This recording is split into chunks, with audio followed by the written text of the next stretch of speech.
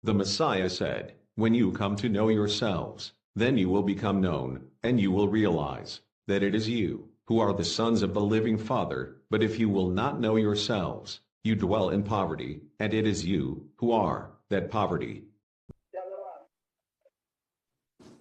Maganda ang ating pong hapon, pinakahihintay. magandang tanghali sa inyong lahat.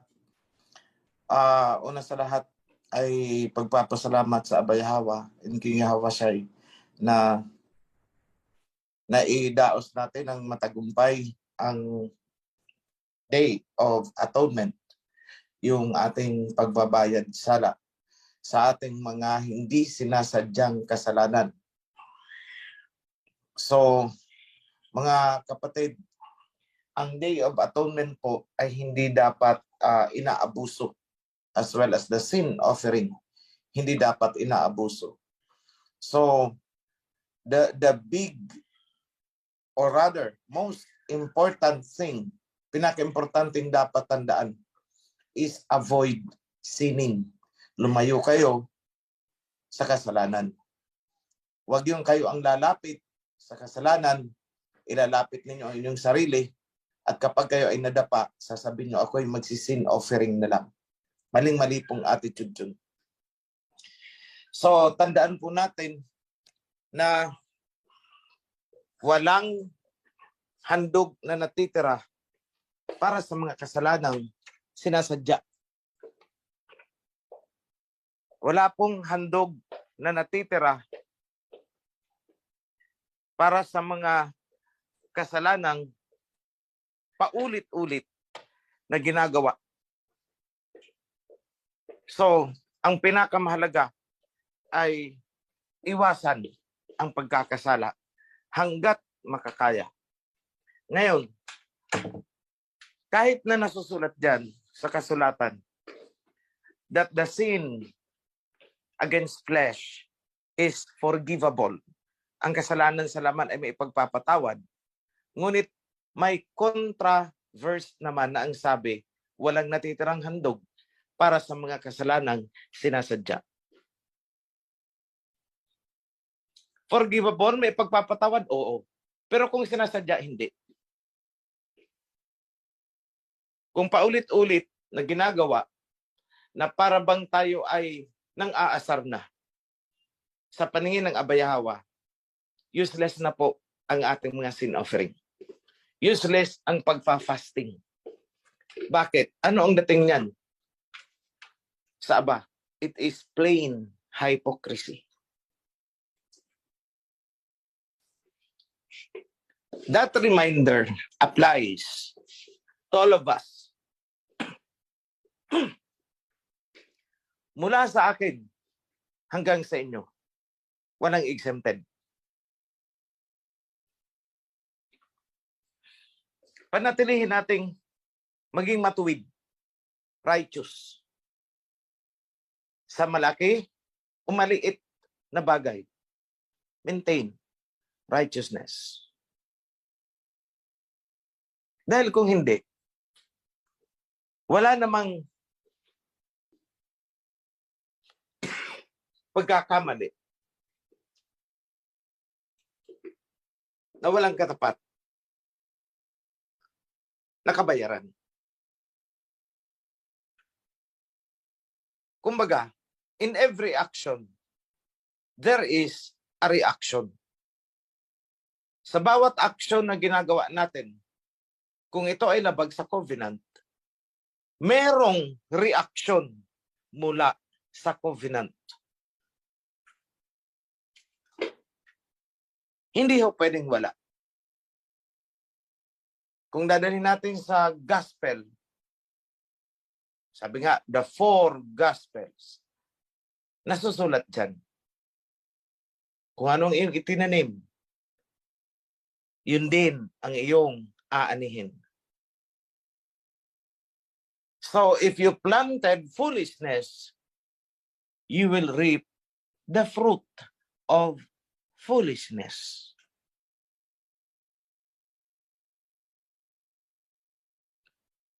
If you planted a good fruit, you will harvest a good fruit. Nagtanim ka ng magandang seed ng isang fruit, aani ka ng magandang bunga. Ganun kasimple yun. Sa maliit o sa malaking bagay nating ginagawa, lagi po nating tatandaan yan. Sa ganun, maiiwasan natin ang paulit-ulit na pagsisin offering, which is nakakaumay na sa ating abayahawa. Hindi ko po sinasabi na ang nakakaumay sa kanya ay yung pagsin offering, kundi yung paulit-ulit na sin offering dahil paulit-ulit sinasadya ang pagkakasala kasi tinitingnan nila as an excuse. Total, pwede namang mag-sin offering eh. Alam niyo mga kapatid, ang sin offering at ang fasting na ginagawa natin, every day of atonement, over and above dun sa mga personal natin ginagawa na sin offering. Ang mga yan ay para sa mga bagay na nagawa natin na hindi natin sukat akalain na isa pa lang pagkakasala. Yan po, magkalinawan tayo.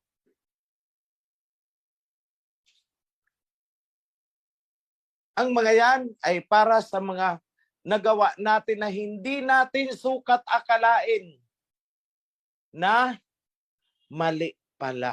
Akala natin tama. In such cases, you have the sin offering. In such cases, you have the Day of Atonement. Sana po, klarado sa inyong lahat yung sinabi ko. Sa ngayon, ibinabango natin, muling itinatatag ang kaharian na natunaw. Muli nating binubuo. At hindi rin natin sukat akalain na itong ginagawa natin sa akala natin ay ganun-ganun lang, hindi natin sukat akalain na ito pala ay fulfillment ng prophecy.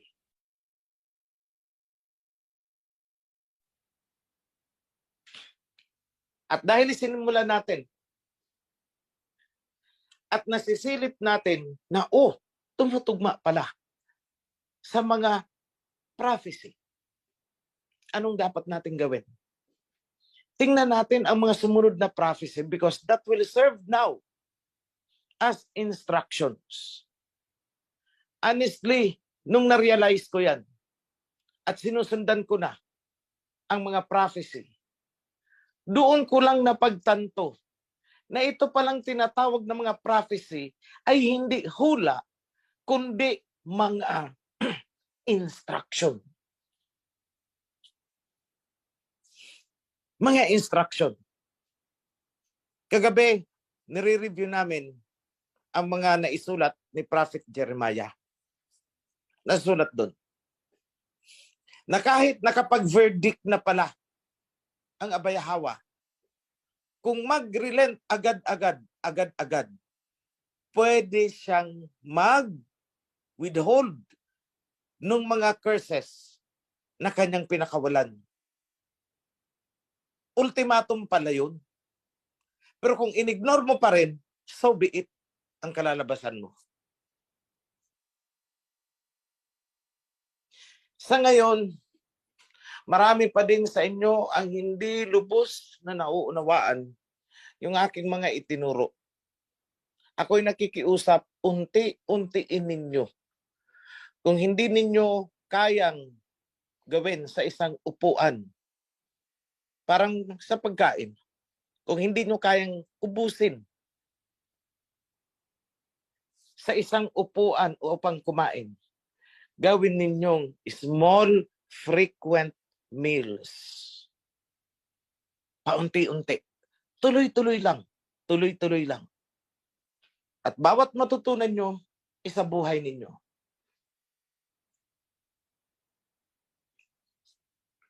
At bago nyo pa namamalayan, you are doing good inside the covenant.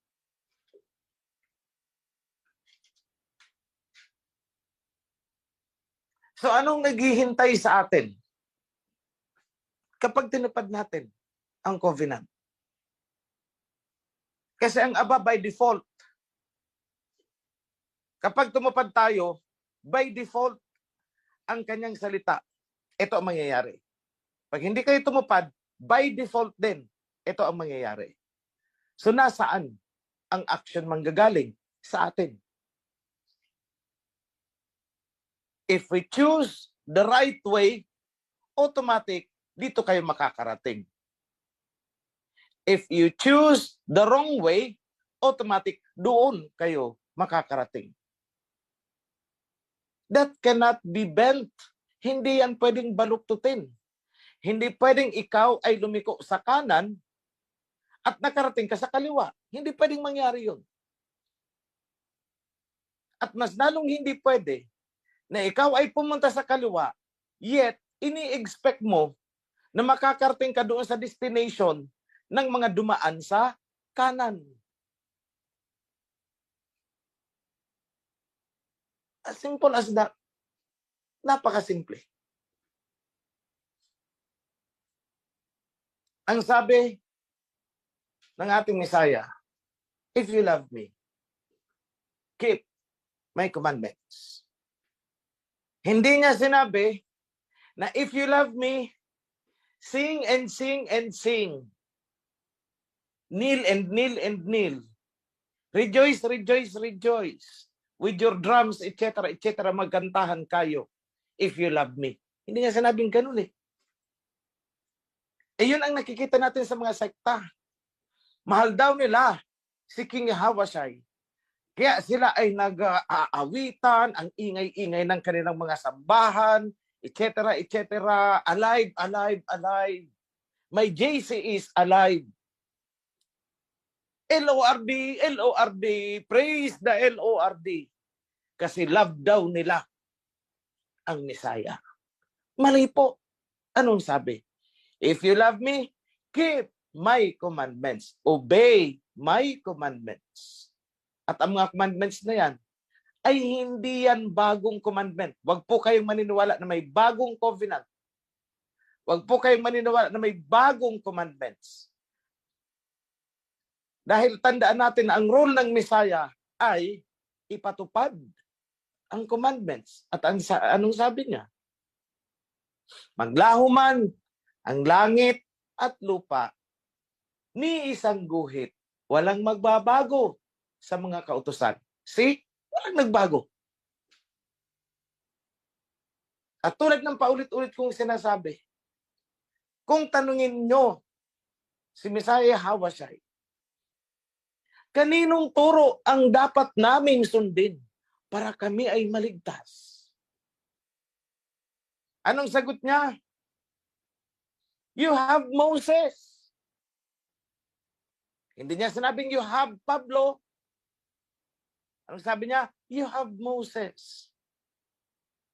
Hindi kayo makakarating sa lumalagablab na apoy kung makikinig kayo kay Moses. Yan po ang pinaka-essence.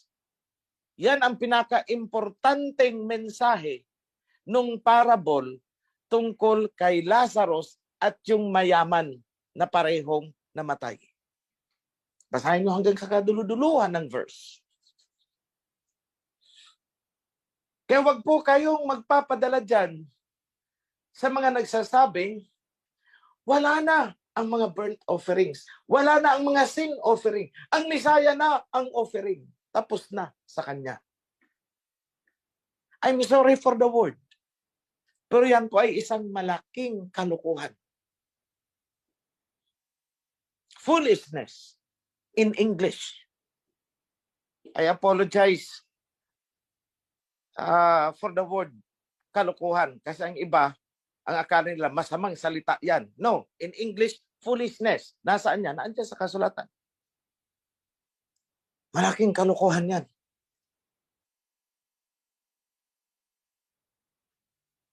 Dahil sinulat ni Prophet Malakay, in the last days, I will have righteous men.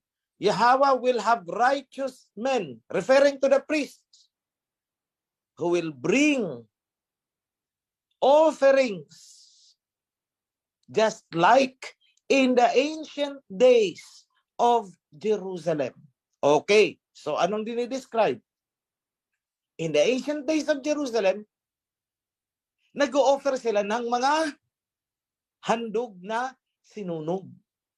Yun ang sinasabi ni Prophet Malakay, na kapag sumulpot na, sumibol na ang righteous priesthood, muling babalik yun.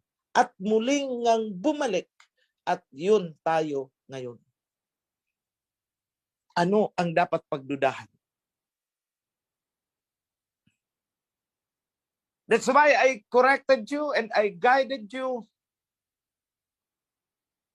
tungkol sa tamang pangunawa sa kasalanan, pagiging matuwid, at kapatawaran. Which is, hindi ko akalain na since I started 3 years ago, yung activity pala na yan ay naisulat sa John chapter 15 and 16, kung hindi ako nagkakamali. The messenger of the covenant will teach you. Tuturuan kayo. Malay ko ba naman na yung ginagawa ko ay fulfillment pala ng mismong salita ni King Yahweh bago siya umalis. Hindi ko naman ginawa ito para lang papilan yung nasusulat. No. I didn't even know that it is there, written. Hindi ko alam.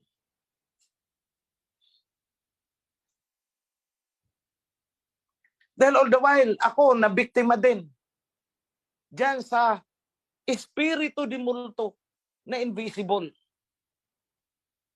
Na napakalaki ring kalokohan.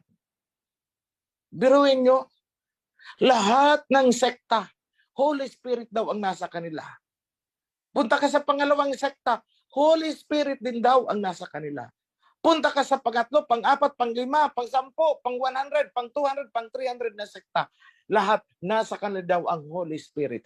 Pero bakit nagkokontrahan ang mga turo nila? Sapagkat ang spirit na nasa sa kanila ay hindi ang totoong diwa o spirit ng Aba Yahweh. That is why kung ano-ano na lang ang ginagawa nila.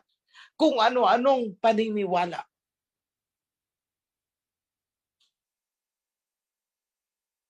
Whereas tayo na naandito sa loob ng covenant ay hindi nagkakamali. Bakit? Ipinakita sa atin. Na-decode natin ang buong kasulatan from cover to cover. That is why sinabi natin, ang daming mali dito sa mga kasulatan nito. Sasabihin nila, anong karapatan natin para itama yan? Anong karapatan natin para baguhin ang isinulat nila? Ang sagot dyan, ang nagtama sa isang mali ay ang kabilang nasusulat ng isa pang propeta. Ngayon ko naintindihan bakit paulit-ulit ang kasulatan ng mga prophets, halos iisa ang tema. Kumbaga iisang topic, iba-ibang paraan lang ang pagkakasalita nila. Ngayon ko naintindihan bakit paulit-ulit. Yung pala, para just in case nasira, natamper ang sinulat ni Jeremiah, natamper ang sinulat ni Prophet Isaiah, meron pang nasusulat kay Prophet Daniel, meron pang nasusulat kay John, Revelator, meron pang nasusulat kay Prophet Amos, Nahum, Hagay, at doon mo huhugutin para itama ang mga namali doon sa part. Nagbabaliktaran yan. Ang minali sa New Testament, makikita mong tamaan doon sa Old Testament. Yung pala, kaya pala ganun. And all you have to do is hingin sa alahayam out of selfless, hindi selfish ha, out of selfless motive. Hilingin mo ang tamang pangunawa. Makikita mo. Ipapakita niya sa'yo. Pero kung ikaw ay mananalangin, na ituro mo sa akin, Aba, kung ano ang tama. Dahil ako'y magtatayo ng sekta, hihiwalay ako dyan kay OHC. Hindi sa'yo ituturo. Hindi sa'yo ituturo kung anong tama. Bakit? Kasi iba-violate mo yung utos ni King Ahawashai na one flock, one shepherd, one voice, one command. Yun ang lalabagin mo. Pansarili mong interes. Gusto mo kasi magtayo din ng sekta. Gusto mo rin kasi magtayo ng sarili mong grupo. To glorify yourself. Maling-mali ang motibo mo. Asahan mo, hindi sa'yo ipapakita kung ano ang tama at kung ano ang totoo. You are a lost man in the desert. Ganyan po ang nangyari sa mga nagkora na nag-ambisyon pala. Nag-ambisyon pala na magtayo ng sariling sekta, grupo. At gagamitin lang pala yung mga katuruan na inilabas ko. Kaya nga, paulit-ulit kong sinasabi, kapag may nagmamagaling sa harap ninyo, at ako, o kaya ang itinuturo ko, o kaya ang covenant, ang pinupunterya, isa lang ang sagot ninyo. Nasaan kayo nung wala si OHC? At ngayon nagmamalaki kayo. Ganun lang kasimple. Kung paano ninyo didepensahan ang inyong sarili laban sa impluensya nitong mga naghahangad na magtayo ng grupo for their own enrichment, for their own glory. Gusto din yatang bumili ng sarili nilang eroplano. Gusto rin magkaroon ng jet plane. But those things will not and will never be given to them. Hindi sa kanila ibibigay. Bakit? Simple lang. Dahil hindi naaayon sa covenant ang kanilang ginagawa.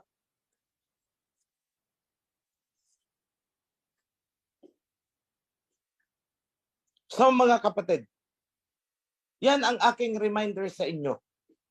Paulit-ulit man, tila baga ako'y isang sirang plaka, ika nga sa ating salita. Para kang sirang plaka, paulit-ulit.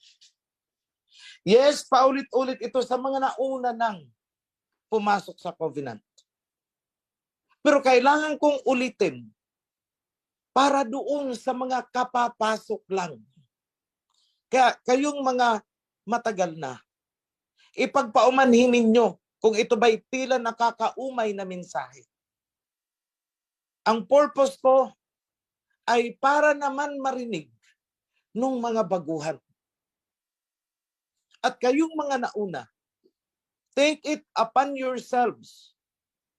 Ako inyo bilang responsibilidad na alalayan yung mga bagong pasok pa lang. Itulad ninyo sila sa mga bagong silang na tupa.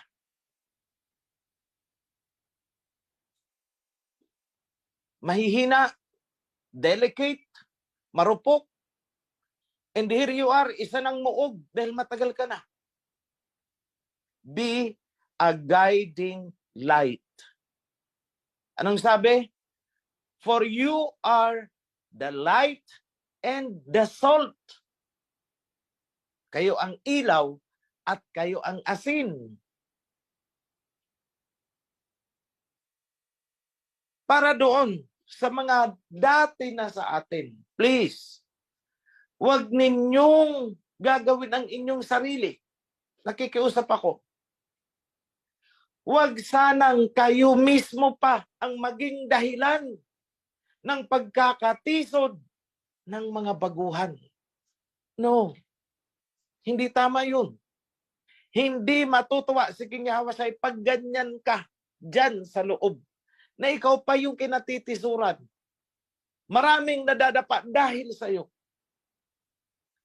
Ang gawin nyo, harap kayo sa salamin. At tanungin ninyo ang inyong sarili.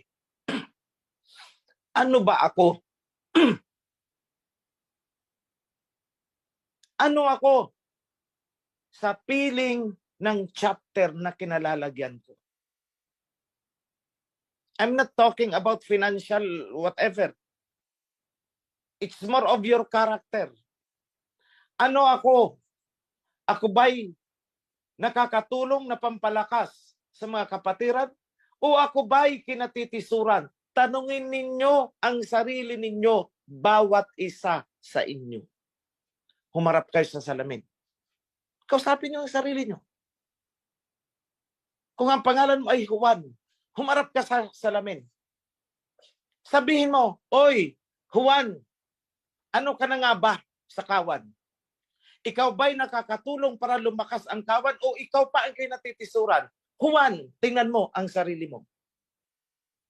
Ganyan po. That is how you examine yourself. Humarap ka sa salamin.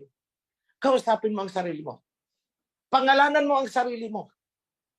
Duruin mo ang sarili mo sa salamin. Juan, ano ka na? Kumusta ka na, Juan? Medyo matagal ka na rin. 1 taon ka na rin. Pero ano na? Ikaw ba'y nagiging kalakasan sa chapter na kinalalagyan mo? O ikaw ba'y nagiging katisuran? Ask yourself.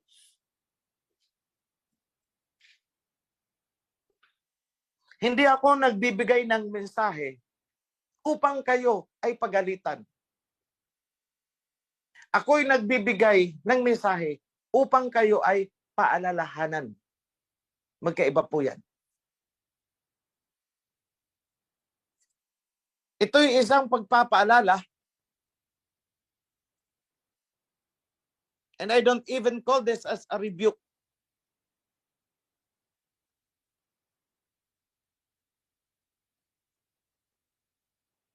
And another thing,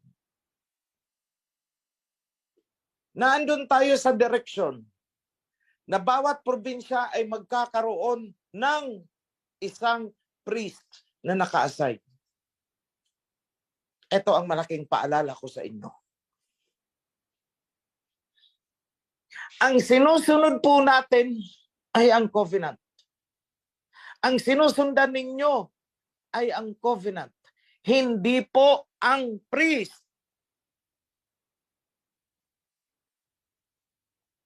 Kaya lagi nyo ring i-examinin ang mga aksyon, salita, at desisyon, mga ginagawa ng priest na naka-assign sa inyo. Naaayon pa ba sa covenant? Kasi kung hindi nyo gagawin yan, baka ang priest niyo ay iba nang may direksyon na tinatahak, sunod pa rin kayo ng sunod. So kung ang kanyang sinasabi, ang kanyang itinuturo ay naaayon sa covenant, yung turo ang sundan nyo. Make no mistake. Kaya nalulungkot ako na sa kabila ng mga policy, mga instructions na ibinibigay ko pababa. Kunwari, sinabi ko na kayo ay dito kayo sasama during the Feast of Tabernacles or Day of Atonement. Pero nilalabag. Kasi hindi, ayoko dyan kasi nandun ang priest ko. Maling-mali po yan. Maling-mali.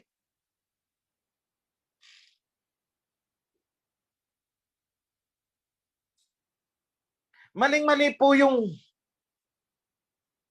kung saan tumungo ang priest namin, doon kami. Paano kung ibang direksyon ang tinatahak na ng priest ninyo?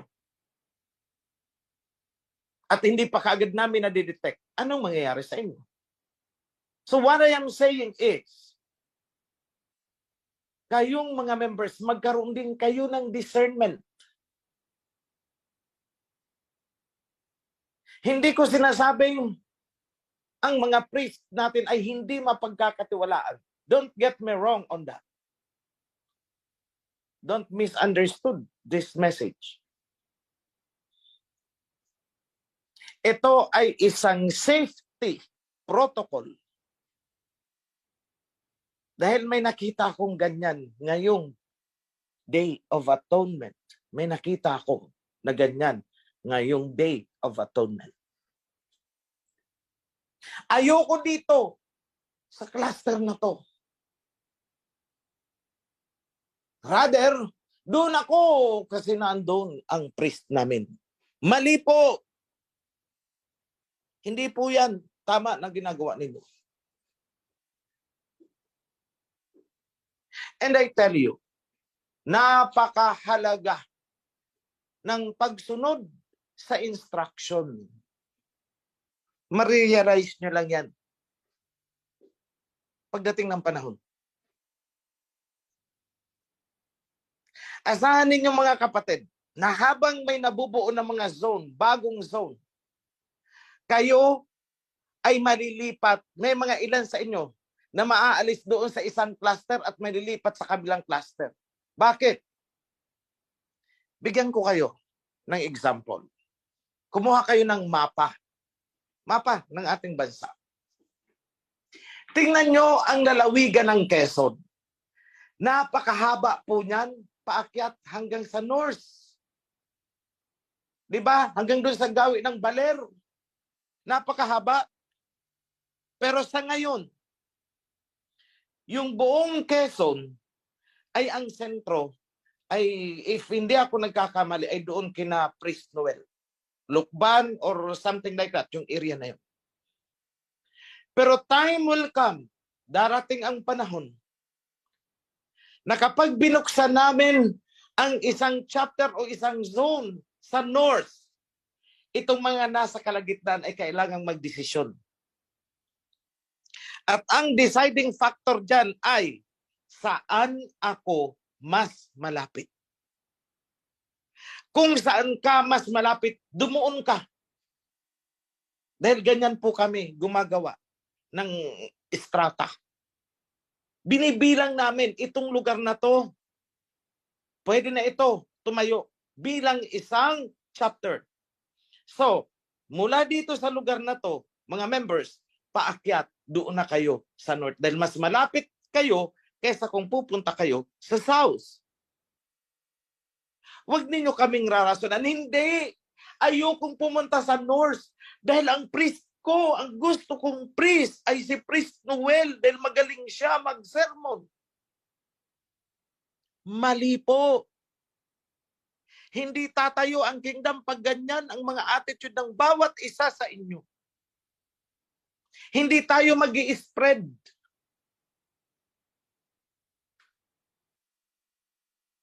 Huwag ninyong gawing idolo ang inyong priest. Dahil sa ganyang ginagawa ninyo, ang priest ay nagiging parang hadlang tuloy para maka-expand ng teritoryo ang kingdom. Gusto ninyo ay magkumpul-kumpulan na lang kasi close-close na ba kami? Close-close na. Beso-beso na kami dito tapos ako malilipat doon. Ayoko. You are not following the covenant. You are not following the one flock, one shepherd, one voice, one command. At darating ang panahon na malalagay ka sa alanganin. Malalagay ka sa alanganin. Bigyan ko kayo ng halimbawa. May event tayo next year. Malaking event. Alam ninyo yan. Kunwari, binilang na namin ang mga bus na gagamitin. Bilang namin kung ilan ang manggagaling sa north at ikaw ay ini-assign na sa north. So kunwari, nagpadala kami ng isang sasakyan. Kasya na sila dyan. 50 ang laman yan, kasya sila. Binilang namin ang nandito sa south ay 50. Ngayon, ikaw ayaw mo kasi pumunta doon sa north o doon mas malapit ka na sa north, pumunta ka sa south. Pagdating mo sa south, ang allocation ng bus doon is 50 lang eh. Pang 51 ka. Ano mangyayari sa'yo? May iiwan ka. Malalagay ka sa alanganin. Bakit?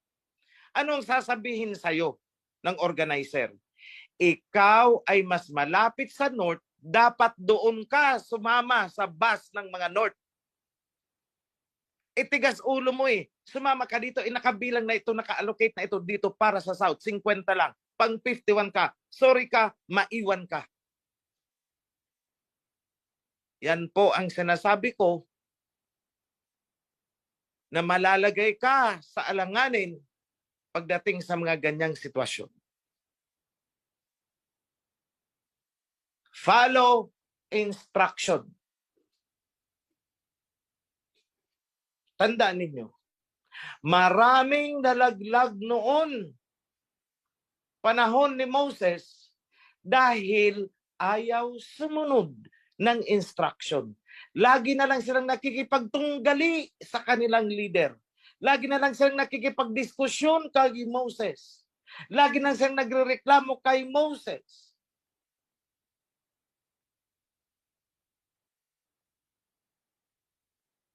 So ano nangyayari?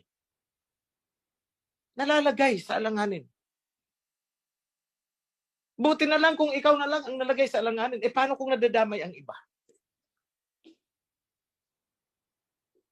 How can you take that to yourself? Na malalagay sa alanganin ng iba because of you.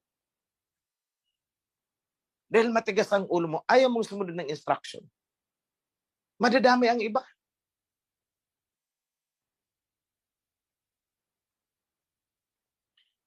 In the kingdom, meron tayong code of discipline. And the code of discipline starts with obedience. Useless po ang code of discipline kahit anong gawin na magagandang rules ng kingdom. Kung kayo mismo ay wala doon sa receptiveness, hindi kayo receptive para sumunod. Kung ang inyong isip ay nakakondisyon sa sariling direction, useless ang mga instruction na ibinababa, pababa, mula sa taas. Useless.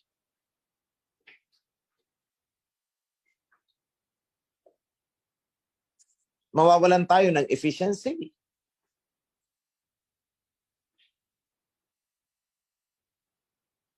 Lahat ng nangyayari sa atin ngayon, these are all but training. Training po ito. Ito ay isang pagsasanay. Parang fire drill. Diba? Pag fire drill, huwag kayong sasakay ng elevator, stairs, dito sa exit. Tigas ulo mo eh. Hindi mo pinakikinggan ang instruction. Elevator ka, elevator ka. Dumating na, nangyari na yung totoong fire. What happened? Ayun, natusta ka sa loob ng elevator. Ilang examples pa ba ang kailangan kong ibigay sa inyo? Para lang maunawaan nyo yung importansya, the importance of following instructions.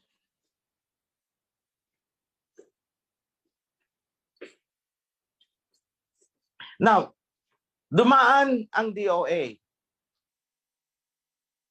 I gave an instruction. Pag hindi kaya ng katawan ninyo ang full dry fasting, Pwede kayong magbaon kahit isang kapirasong candy lang. Pag naramdaman mo ang sarili mo na ikaw ay magkukulaps at naninilim ang paningin mo, mag-candy ka na.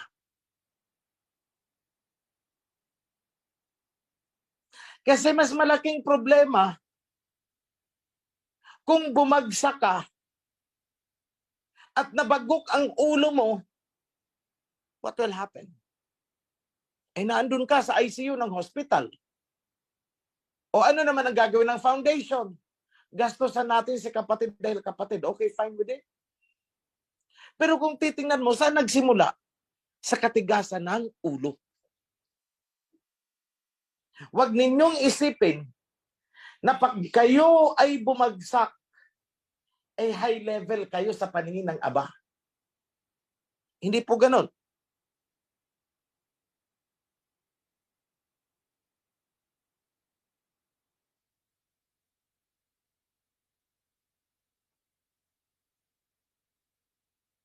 Hindi po ganun. May nag-send ng message, pa-victim card. Hindi ko alam yun. I have to be honest with you to set myself an example. During the Day of Atonement, siguro ko around, bago kami umalis that was around 2 o'clock. Naramdaman ko, nang lalagkit ang lalamunan ko na parang nagdidikit, na parang hindi ako makahinga, parang nagdidikit, parang nagsasara.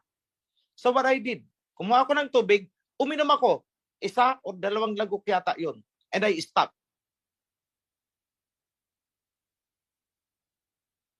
Does it mean na na-violate ko na ang Day of Atonement? No, I did not.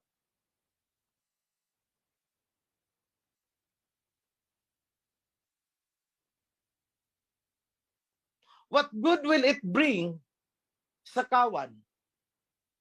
Kunwari, hindi ko ginawa. At ako'y nakahinga at ako'y bumulagta. What will happen? Hindi ba't disaster buong kawan? Because the top command is lost. What will happen?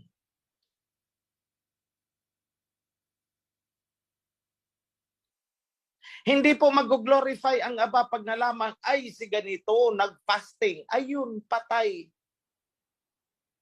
Sa tingin nyo, nag-glorify mo ang Aba kung ikaw yan? You did not. Hindi mo siya nabigyan ng luwalhati. Dahil ang aabutin, pag nalaman ng ibang sekta, kukutyain pati si Aba. O tingnan mo, yung alhayam-alhayam ninyo, nagpapasting kayo, pinapatay kayo. Di ba? Did you bring glory? No.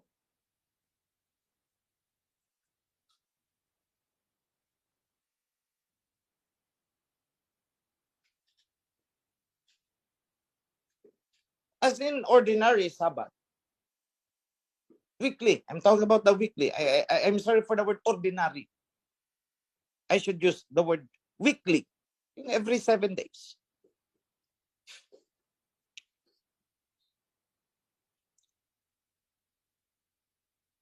Kung ikaw ay nasa paglalakbay,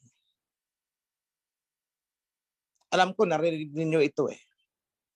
Habang ako ay nagdi-deliver ng message, I didn't have the breakfast, I didn't have the lunch, I guess. Wala, alam ko kasi rush na yun eh. And so I said, Bro Jun, daan tayo sa drive-thru pakababa ng Skyway. At narinig ninyo, 2 cheeseburger. Good afternoon, sir. Welcome to Jollibee. Narinig nyo yun, di ba? At ang daming nag-react eh. Well, they are not condemning me. They are actually, natatawa sila. Then biglang may sumingit, basag daw. Ang ganda-ganda ng pakikinig. Biglang, bakit sumingit si Jollibee?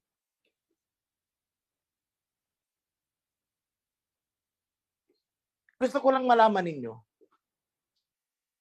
na hindi po yun violation of the Sabbath. It's not. Dahil kung gagawin nating violation yun, then para nating sinabi na mali si King Yahawashai, na ipinagtanggol niya yung kanyang mga disipulo nung inaccuse na bakit namitas ng corn para kumain sa araw ng Sabat.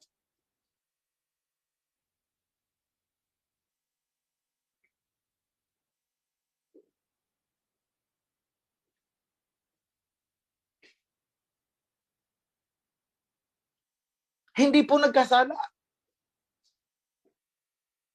Pero, kung gagayahin ninyo ang ginawa ko, willfully in-schedule ninyo sa Sabat, mag-Jollibee tayo. Yun ang mali. Pwede ka namang mag-Jollibee sa ibang araw eh. Bakit isi-set mo pa sa araw ng Sabat? To such extent na maybe na andun ka sa HOP, nagmamadali ka pa, hindi pa nakapag-closing prayer, umiska po ka na. Kasi mag-Jollibee tayo eh. Hindi mo pwedeng i-invoke yung provisions na ginawa ni King Yahawashai. Hindi, dahil nanadya ka. Di naman pala kasalanan mag-Jollibee. Si King Oichi nga nag-Jollibee. Narinig pa nga namin. So araw ng Sabat, huwag na lang tayong punta ng HOP or magpalit na lang tayo. Mag-Jollibee muna tayo. Yun ang mali. Magkaiba po ang sitwasyon.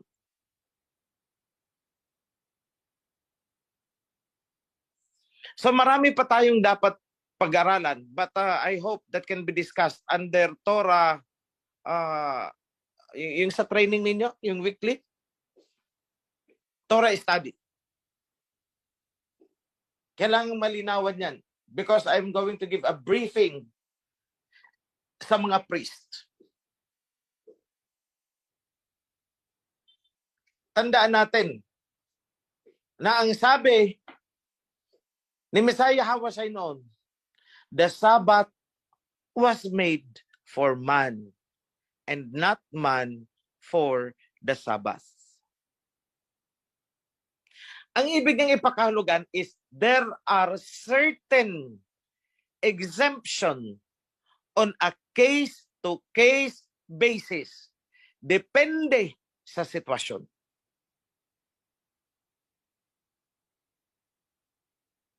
Pero wag natin gagamitin yan na willfully may gagawin tayo sa araw ng Sabat at yan ang iraraso natin. Ibang usapan yun.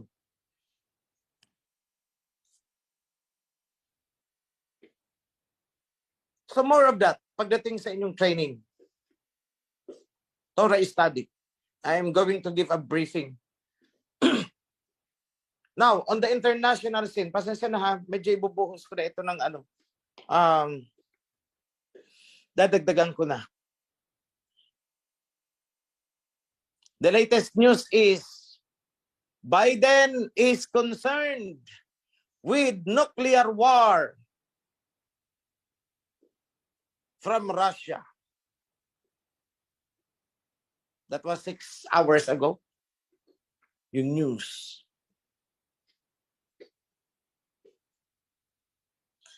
Biden is afraid that Europe and Russia is uniting.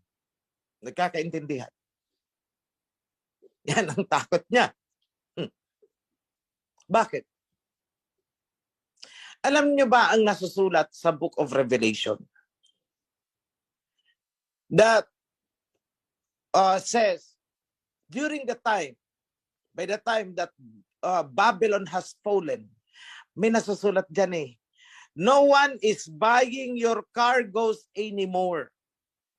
Eh ngayon nagfo-force selling na ang US sa Europe. Anong ginawa ng US?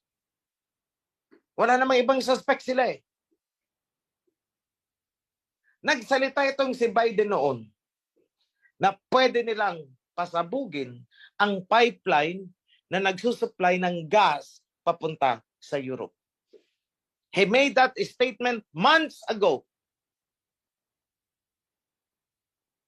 At ngayon nga, tatlo ang butas ng pipeline. Sa ilalim ng dagat, tatlo ang butas. So, ang Europe ngayon, nawalan ng pag-asa na masupplyan ulit ng gas. Kahit na magkasundo na ang Europe at ang Russia, hindi makakapag-supply ng ganun-ganun ng Russia kasi butas na ang mga tubo. Ang tubo, butas. May mga butas yung tubo. Kasi dati, nung binoykot ng Europe ang gas, sinanction ng Europe ang Russia, I should say. Kampante si Biden, okay, hindi natin gagalawin ang pipeline kasi total, ang Europe ay nakikisa sa atin laban sa Russia. Okay. Pero, nung lumambot ang Europe, nung lumambot na ang Europe, dahil wala na silang gas, kalabanin mo ba naman ang supplier mo? Nung lumambot na ang Europe, eto na si Biden. Tinutuhanan niya yung banta niya na sisirain ang pipeline. Kasi ayaw ng Amerika na magkasundo ang Europe at Russia. Ang Europe nagigipit na, magwi-winter na, walang gas. So, obligado silang makipag-usap at makiisa sa Russia, and America would not want that. So, what America did? Pasabugin ang pipeline. So, nung sumabog ang pipeline, umentra ngayon ang mga negosyante ng Amerika. Nagbebenta sila ng gas papunta sa Europe at skyrocketing price. Sobrang mahal. So Europe is finally awakened. Loko-loko kang Amerika ka. Pinagbigyan ka namin nung galit ka sa Russia, pinagbigyan ka namin, sinanksyon namin ang Russia. Ngayon nagigipit kami, magwi-winter na, wala kaming gas. Makikipag-negotiate kami sa Russia para padaluyan ng gas, supplyan ng gas, ang Europe. Tapos ganito, Biden, ang ginawa mo, pinasabog mo ang pipeline. So, Europe is awakened. So, don't be surprised. Huwag kayong magtataka. Kung matupad ang nasusulat dyan sa Revelation na pinagkaisahan ng mga bansa na ilugmok ang Babylon. No one will buy your cargoes anymore. Mababaliktad na. Noon si Babylon ang nagsasanction. Cannot buy nor sell unless you accept my power. Pero ngayon mababaliktad. Magagalit ang mga bansa sa kanya. Basahin nyo yan, nasa Book of Revelation, nung kinundem ang woman, the mystery Babylon, basahin nyo mabuti. Nandun yung sinasabi ko. Kukutsain nila. Bakit? Nakita na nila. Ayan ang totoong ugali ng nagpahamak sa inyo. Nagdurusa kayo Europe, nag-aalsa na ang mga tao, rally dito, rally doon, then nahihirapan na sila, magwi-winter, mafo-frozen sila. Walang gas. At kaya sila nandun sa sitwasyon dahil sa mando ng Amerika na makisama sila dapat sa pag-sanction laban sa Russia. Pinutulan sila ng Russia ng gas, gutom ang Europe. At para hindi makapagkaroon ng negotiation again, ang Europe sa Russia, pinasabog ang pipeline.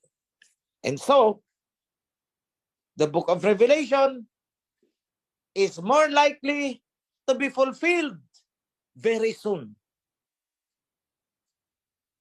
Dahil kunting bansa na lang sa Europe ang may loyalty pa sa Amerika. Lahat ngayon nag-iisip-isip na. At the corner of their mind, nare-realize na nila, Amerika ang nagpasubo sa atin eh. Pinahamak tayo ni Biden. Kung hindi tayo, kasi napakasimple yan eh, kung hindi tayo nakisanction, sana wala naman tayong ganitong problema eh. At sana hindi nagtagal ang gyera sa Ukraine. Sinuplayan kasi natin ng pera, weapons ang Ukraine. Nagtagal ang giyera. And tayo ang nagsasuffer. Europe is awakening. The book of Revelation is starting to be fulfilled. So, wag niyong, pag nangyari yan, wag niyong iisipin na, ay, salamat, tapos na. No. That is the introduction. Magkakaroon lang ng brief, lucid interval yan. Peaceful, maybe a few years, 2 or 3. Dahil mababaliktad noon, ang ina-isolate nila is yung Russia. But this time, ang maa-isolate ay ang Amerika.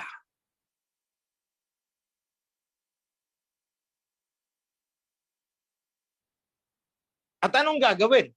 Pag na-corner ang Amerika, economically, magkikreate sila ng digmaan.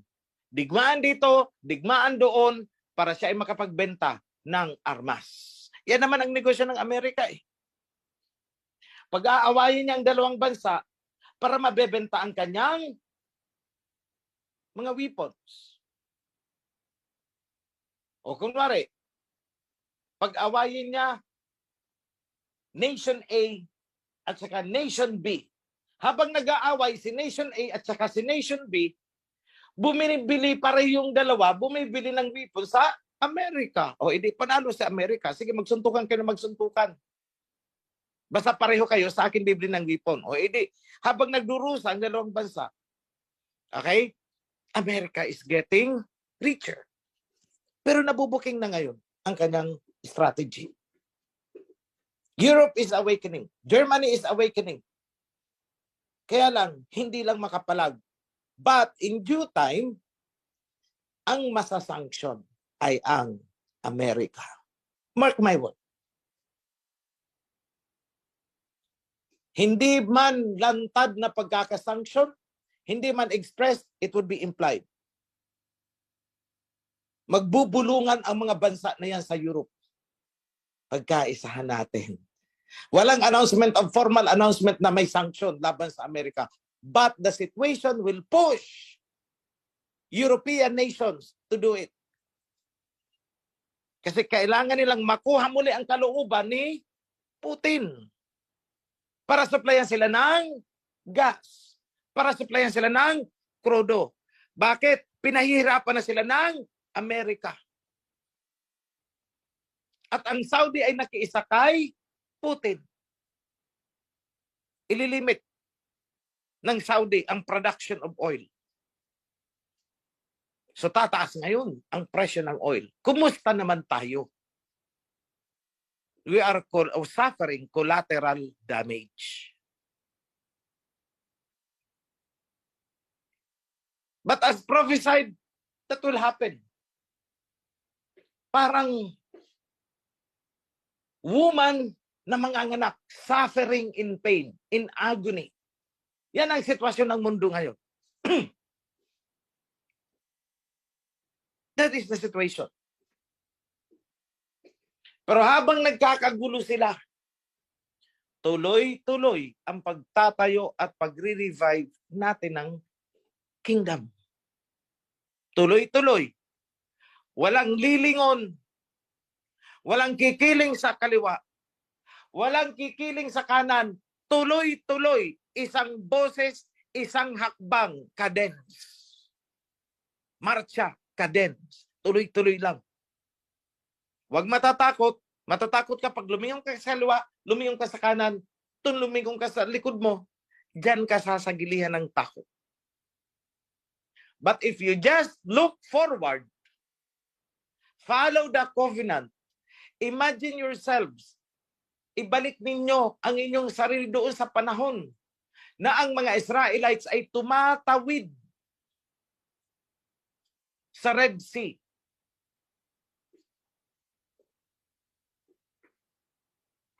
Ibalik ninyo doon sa panahon na ang Israelites ay tumawid sa Jordan.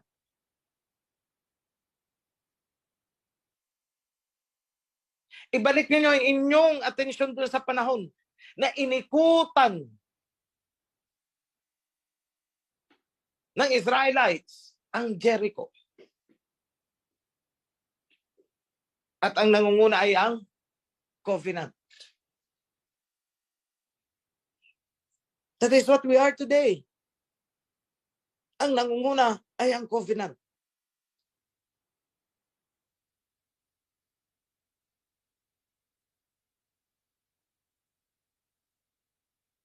So ipako ninyo ang loyalty ninyo sa covenant. Follow instruction. Huwag titigas ulo. Pag sinabing dito ka sa kaliwa, dito ka sa kaliwa. Pag sinabing dito ka sa banda dito, dito ka sa banda dito. Pag sinabing dito ka sa kanan, dito ka sa kanan. Because we are doing a formation. Diba, mga sundalo, pag nagpo-formation, pag sinabing dito ka sa platon na to, dito ka sa platon, wag kang sasaw-saw doon sa kabilang platon, babatukan ka. That is what will happen to you.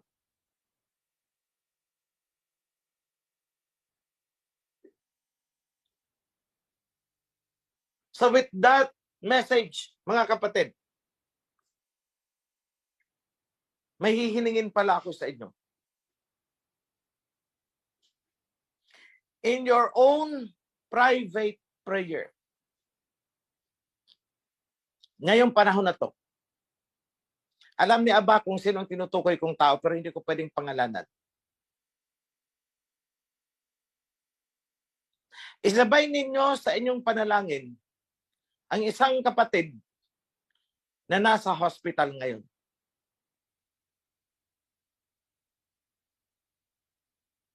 When you pray, sabihin nyo kay Aba kung sino man niyang kapatid namin na ayaw sabihin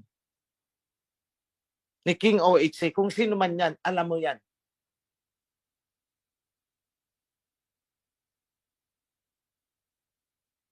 Send healing to that sister. In your moment of silence, in your prayers, which I implore you to do after my message.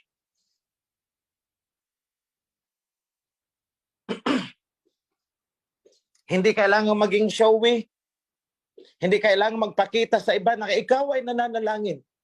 Deep within you, wherever you are seated, saan ka man naruroon, ikaw man ay naglalakad, ikaw man ay kumakain, in your thought and in your heart, send a prayer to Abba Yahweh for the healing of that one sister na nasa hospital ngayon. Also include the others na hindi nyo na alam kung sino sila. I, for myself, I don't know how many they are. But before the DOWA, meron akong isang kapatid na lalaki somewhere in the south, Visayas region, nasa hospital din. Include, pero hindi ko na alam kung ano na ang nangyari sa kanya. He was under observation. And I think hindi siya nakaselebrate ng DOWA kasi nasa hospital din siya. Include. Include also sa prayers ninyo. May nabalitaan ako isang kapatid na matay nung I guess it was DOWA on the day itself. Hindi na siya nakasama sa pag-celebrate ng DOWA. Masama na ang pakiramdam niya. Please include the family in your prayer. Not the dead. Do not pray for the dead. Pray for the loved ones. Yan, tatlo yan. So, before I end, let me extend sa inyo. Please raise your hand. Ipinapaabot ko ang blessings. Hinihiling ko ang blessings at pinapaabot ko sa inyo. Mula sa ating Abba Yahweh, na kayo ay magkaroon ng patuloy na malusog na pangangatawan. na kayo ay bigyan ng masunuring puso at isipan na ipagkaloob sa inyo at matanggap ninyo hindi man mariwasang pamumuhay, kundi matugunan ang inyong mga pangangailangan, material man o espiritual.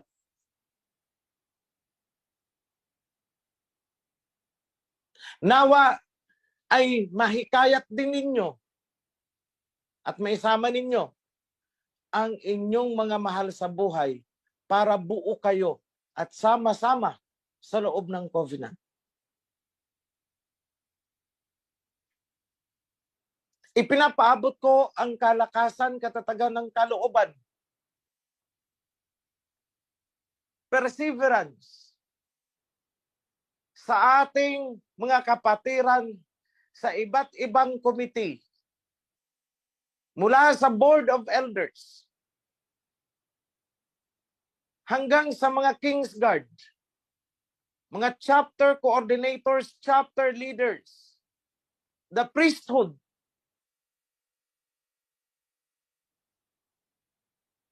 organizers, and down to the volunteer workers. Mabigyan ng kalakasan, pangangatawan, lalo na yung mga nagtatrabaho ng mabigat na trabaho sa construction ng ating temple para sa ating alahayab. Sumainyo ang lubos na pagpapala. At ini-invoke ko ang pangako ng ating Abay Hawa na kanyang ipagkakaloob, ibubuhos, bubuksan ang kalangitan upang ibuhos sa atin ang pagpapala na wala na tayong mapapagsidlan. I invoke that. All of this in the name of our King of Kings, King Yahawashi. Be blessed, mga kapatid. Shalom and happy Sabbath to all. Yada. Yada. Yada. Haleluya. Yada.